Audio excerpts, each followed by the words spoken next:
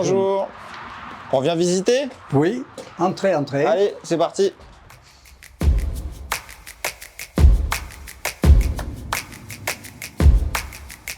Je suis Pierre Drillon, propriétaire de ce bâtiment qui a été rénové il y a peu de temps. Ici, on se trouve devant un bâtiment qui date de 1933, qui a été construit par le père de mon épouse. Ce bâtiment était uniquement réservé aux vendangeurs qu'on faisait venir d'Espagne.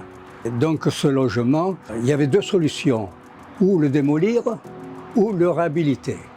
La démolition, en se renseignant, ce n'était pas possible, donc nous avons opté pour la réhabilitation parce qu'on avait les moyens aussi de le faire.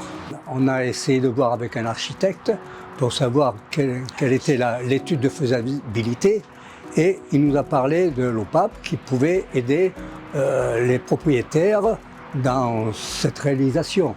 C'est comme ça que j'ai connu M.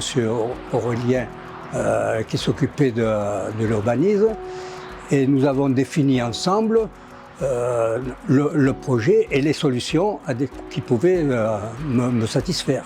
L'objectif de cette opération, ça a été de réhabiliter 3 logements. Au départ, on avait deux maisons, dont une qui a été divisée en 2 pour créer 2 logements. Le gros avantage de l'opération, c'est qu'on est venu créer du logement social avec un loyer de type LOC 2, donc c'est du logement social, et qui a permis à cette commune, on est sur le territoire de Vert, qui est carencé au niveau de la loi SRU, de venir compléter un petit peu son parc en termes de locatif social. Le projet, je dirais qu'on ne peut pas faire mieux puisque c'est une réhabilitation globale et énergétique. On était sur un bâtiment avec des logements en étiquette G et en sortie, avec la réalisation des DPE de mise en location, on a réussi à faire des logements qui sont en étiquette A. Donc on ne peut pas faire mieux. Et le projet plus particulièrement, il a permis de changer les menuiseries, de réisoler entièrement les murs, les plafonds et les sols, ce qui n'était pas prévu au départ mais qui a été rajouté. On a aussi installé des pompes à chaleur performantes pour le chauffage et des ballons thermodynamiques sur tous les logements. Au total, ce projet, c'est presque 400 000 € de travaux, donc c'est un gros investissement pour le propriétaire bailleur.